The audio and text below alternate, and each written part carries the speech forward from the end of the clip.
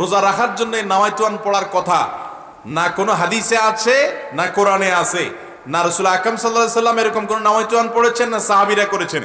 ইবাদতের ক্ষেত্রে কোরআন এবং হাদিসে যদি কোনো কিছু না থাকে তাহলে সেটা ক্যালেন্ডারে থাকলেও আমরা নিব না।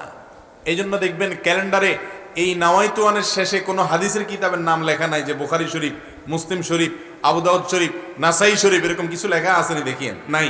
কারণ হলো এটার কোনো কি নাই,